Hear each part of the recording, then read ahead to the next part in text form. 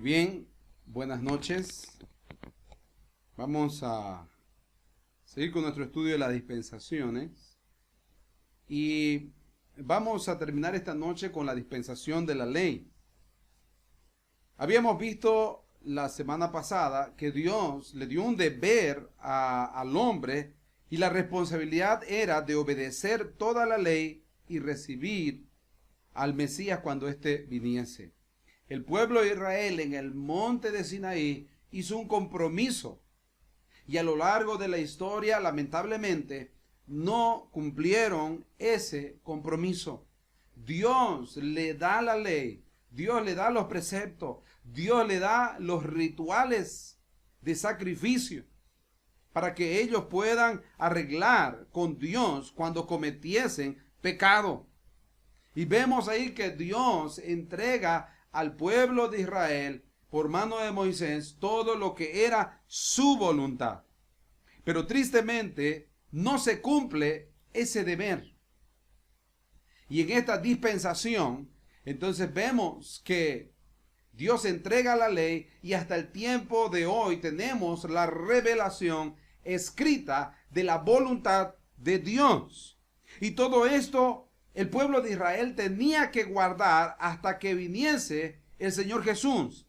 Pero vino y no pudieron identificarle. ¿Por qué? Porque tenían en su mente un sistema religioso creado por la misma gente, pero lamentablemente tratando de cuidar los ritos o lo cultural, no se enfocaron en ver si estaban haciendo lo espiritualmente correcto delante de Dios.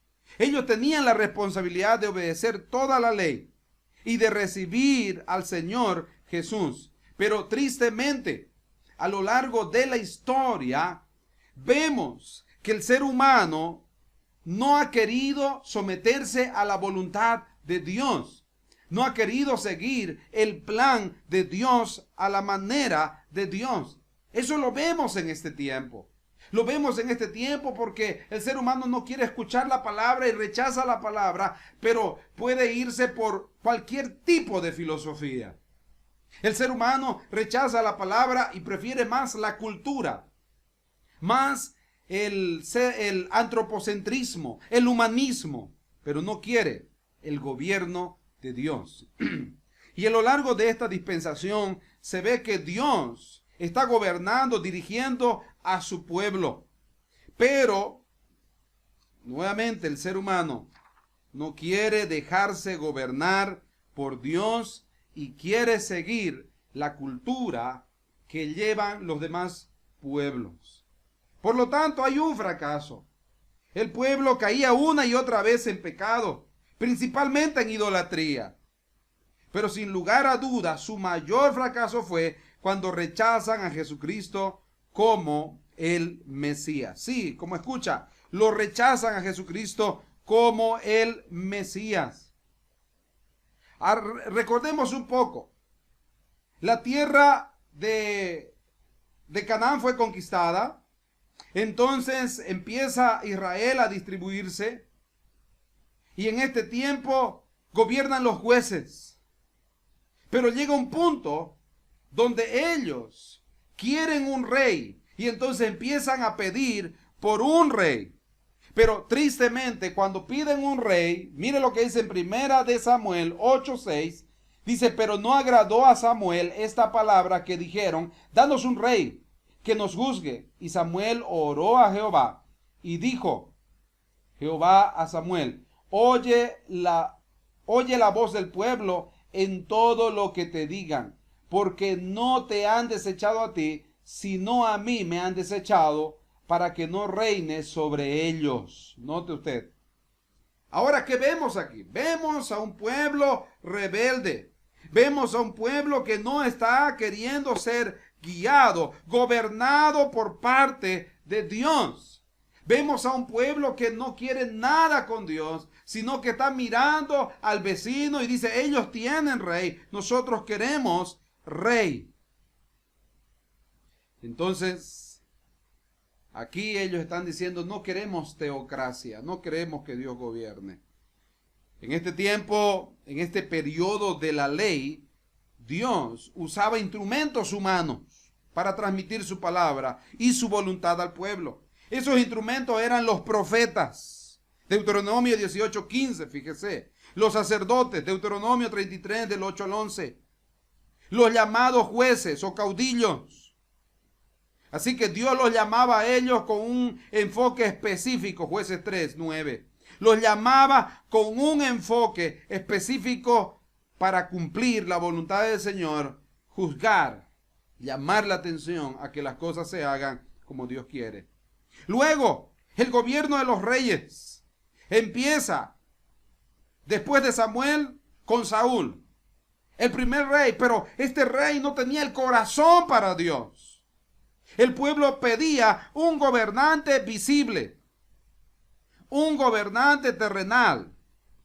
Pero tristemente, esto es una ofensa para Dios porque le están diciendo, Señor, no queremos que tú gobiernes. Y aquí dice, dijo Jehová a Samuel, oye la voz del pueblo en todo lo que te digan, porque no te han desechado a ti, sino a mí me han desechado para que no reine sobre ellos. Lamentablemente, querido amigo, cuando no dejamos que sea Dios el que reine, estamos dejando que nuestros deseos primen antes que la voluntad de Dios. Y aquí está el gran problema. Cuando nosotros decimos, yo voy a gobernar mi vida, yo voy a gobernar mi familia, yo voy a hacer las cosas como yo quiero. Ahí está el grave error, el grave problema en el cual nos estamos metiendo. Cuando nosotros no ponemos a Dios en primer lugar. Recuerda el Salmo 127. Usted puede trabajar, usted puede edificar, usted puede hacer todo por su familia, pero si no es Dios el que esté edificando, si no es Dios el principal en su familia, dice, todo eso es en vano. Es en vano. Usted puede tener toda la riqueza que quiera, pero si Dios no es el principal en su vida, en su familia, entonces usted está en grave problema. Usted necesita ordenar su vida y lo primero es Dios en todas las áreas de su vida. Primero es Dios en su familia. No le rechace. Como cuando ellos dijeron, no queremos que Dios nos gobierne. Queremos tener un rey como las demás naciones. Nuevamente, el peligro de la moda, ¿verdad? Queremos hacer lo que los demás hacen y no queremos quedar como anticuados. Cuando eso pasa en tu vida o en tu familia y tú estás haciendo las cosas porque los demás lo hacen, porque esa filosofía o esa cosmovisión es la última moda, yo me pongo en eso. Amigo, cuando tú haces eso, estás cometiendo un grave problema en tu vida.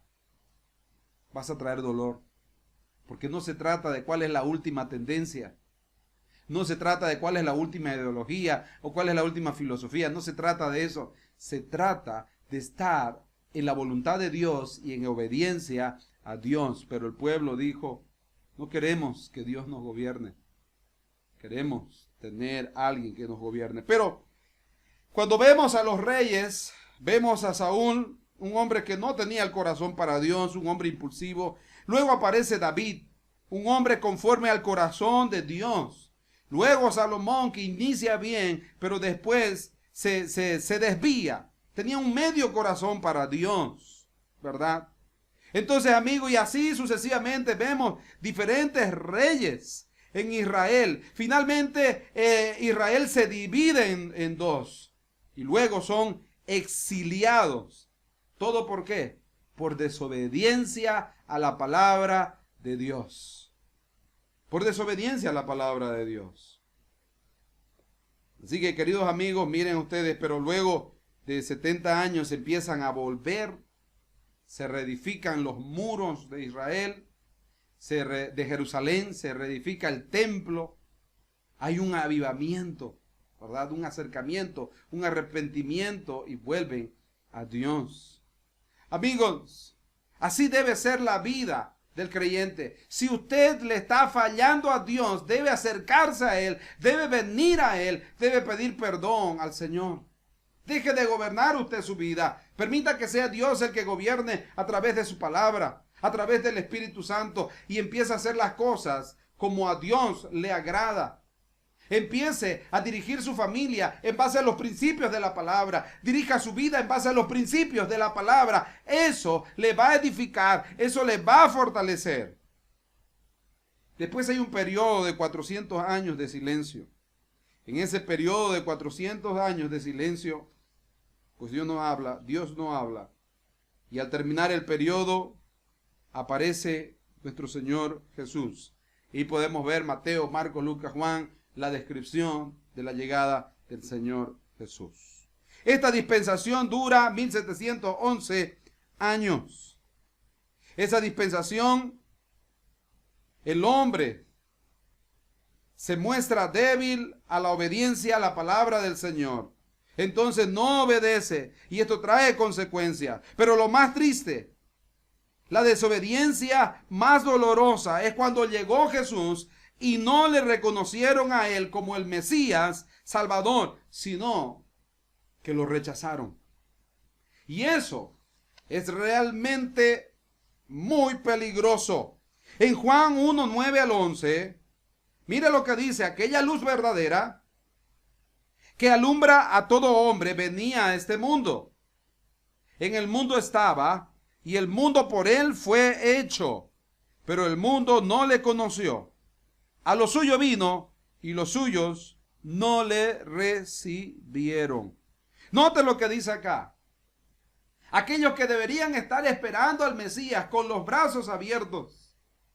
Aquellos que deberían tener todo el conocimiento de la palabra y esperando de manera piadosa, no lo hicieron. ¿Por qué? Porque los líderes estaban ciegos. Porque esos líderes espirituales estaban ciegos. Estaban enfermos.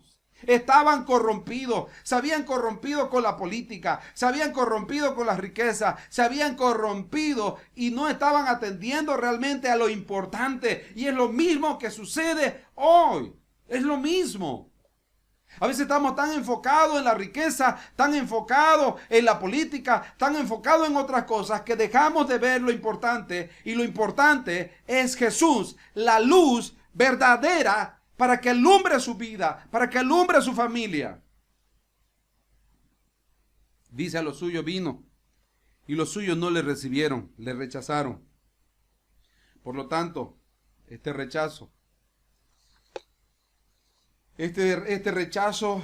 trae consigo, ¿verdad?, el juicio. Mire usted el lamento de Jesucristo sobre Israel. Mateo 23, 37 al 39 dice: Jerusalén, Jerusalén, que matas a los profetas y apedreas a los que te son enviados. ¿Cuántas veces quise juntar a tus hijos como la gallina junta sus polluelos debajo de las alas y no quisiste? He aquí, vuestra casa os es dejada desierta, porque os digo que desde ahora no me veréis hasta que digáis: bendito el que viene en el nombre del Señor. ¿Qué le parece? Desde ese momento Israel fue puesta a un lado, además fueron dispersados, sufrieron maltratos. Hasta ahora, ¿verdad?, hay guerras contra Israel alrededor, pero va a llegar un momento en el que Dios restaurará a Israel. Pero, ¿cuál es el requisito, amigos? Ahora solamente hay un requisito. La ley demuestra lo pecador que somos. Y la ley, a la vez de mostrarnos a nosotros lo pecador que somos, muestra lo perfecto que es Cristo. El único que cumplió la ley, el Señor Jesús. Cuando la ley es abierta, nosotros vemos nuestra condición, nuestra inmundicia. Pero cuando vemos a Jesús, vemos la gracia de Dios. La disposición de Jesús para limpiar nuestra vida de todo pecado. Amigos, Israel rechazó al Mesías. Pero ahí mismo, en Juan 1:12 dice: mas a todos los que le recibieron, a los que creen en su nombre, les dio potestad de ser hechos hijos de Dios. La gracia de Dios. Muchos rechazaron, pero hubieron quienes le recibieron. Hubieron quienes creyeron en él. Y eso hasta el día de hoy vemos. Todos aquellos que se acercan a él, al Señor Jesús, para confesar sus pecados arrepentidos, para pedir el perdón. Él está dispuesto a perdonarnos porque él es el sustituto perfecto. Él murió por nuestra vida. Dios muestra su gracia, porque si bien deja de lado a los judíos por un tiempo, escoge un nuevo canal para comunicar su verdad, y esta vez incluye a los gentiles. Por eso hoy predicamos el evangelio, porque el Señor nos ha comisionado llevar la verdad para que todos vengan al arrepentimiento y tengan la vida eterna. No solo es el comienzo de una nueva dispensación, sino que también es el comienzo de un nuevo pacto, el Nuevo Testamento. ¿Qué le parece? Con nuestro Señor Jesucristo, con su muerte, con su resurrección, empieza una nueva dispensación. La dispensación de la iglesia o la dispensación de la gracia. Qué bendición tan grande. Llega el Espíritu Santo y se inicia la iglesia de nuestro Señor Jesucristo. Y ahora nosotros en este tiempo predicamos el evangelio, porque es la comisión que el Señor nos ha dado. Recuerden, el tiempo de la ley, Dios le había dado al pueblo de Israel la comisión. Le dijo a Abraham que sería de bendición a todas las naciones. El pueblo de Israel tenía que ser aquellos que lleven la ley a todos los lados, aquellos que lleven a la gente al arrepentimiento y se acerquen al único Dios verdadero. Pero no lo hicieron. En vez de llevar a la gente que se conviertan a Dios, que se conviertan al Padre, ellos se convirtieron a los ídolos ajenos, a los ídolos de los vecinos. Amigos, el Señor Jesús es el plan de Dios. Mire, desde Génesis capítulo 3:15 dice: y pondré en enemistad entre ti y la mujer, entre tu simiente y la simiente suya. Esta te herirá en la cabeza y tú le herirás en el calcañar. Que vemos ahí el protoevangelio, el inicio, la promesa, una simiente prometida que iba a traer una respuesta a nuestra condición de pecadores. En Isaías 9:6 dice: porque un niño nos es nacido, hijo nos es dado, el principado sobre su hombro, y se llamará su nombre admirable, consejero, Dios fuerte, Padre eterno, príncipe de paz. Profecía, Isaías 7:14. Por tanto, el Señor mismo os dará señal. He aquí que la Virgen concebirá y dará a luz un hijo, y llamará su nombre Emmanuel, Dios con nosotros. Amigos, está en la Escritura, en el Antiguo Testamento, y podemos ver otros pasajes que nos hablan de la llegada de Jesucristo, Dios con nosotros. Pero miren, en 1 Timoteo 3:16 dice: indiscutiblemente grande es el misterio de la piedad. Dios fue manifestado en carne, justificado en el Espíritu, visto de los ángeles, predicado a los gentiles, creído en el mundo, recibido arriba en gloria. ¿Qué les parece? Grande este misterio, ¿verdad? Y se cumplieron las profecías. En Génesis capítulo 3, la promesa. Isaías habla de la simiente. Usted puede ver en los primeros capítulos del Evangelio, ¿verdad? La genealogía, cómo llega el Señor Jesucristo, cómo llega el Salvador. Porque de tal manera amó Dios al mundo que ha dado a su Hijo unigénito, para que todo aquel que en él crea no se pierda, mas tenga vida eterna. Dios nos ama y Él ha traído la solución, ¿verdad? Él ha traído la solución. Dice más: Dios muestra su amor para con nosotros, en que siendo pecadores, Cristo murió por nosotros, el Hijo perfecto de Dios. Pues mucho más estando ya justificados en su sangre, por él seremos salvos de la ira.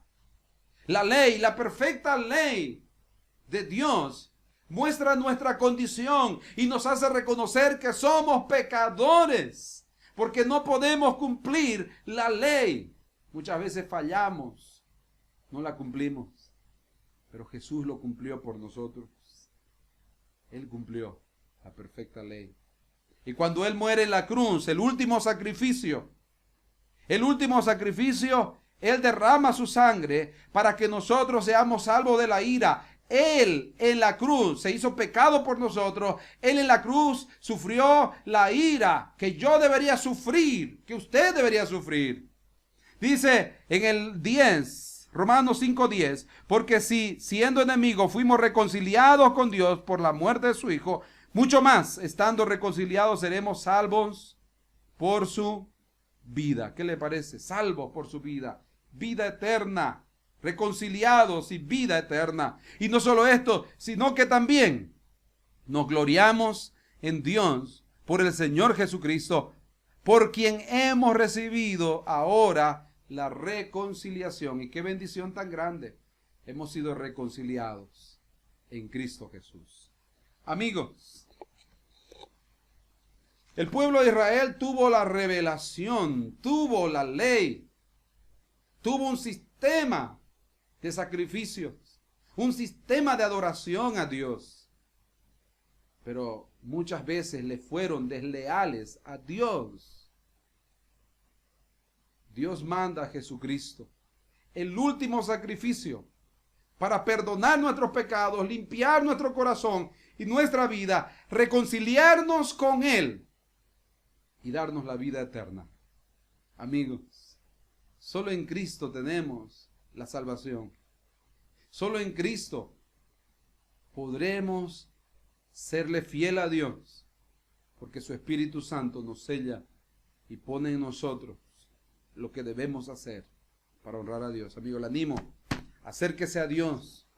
Está su palabra, es viva y eficaz y nos muestra al único Salvador, al Señor Jesús.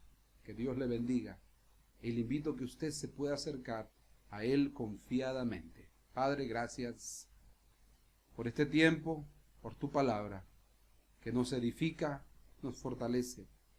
Gracias, Señor, porque tu perfecta ley muestra nuestra condición, nos hace reconocer que no podemos solo.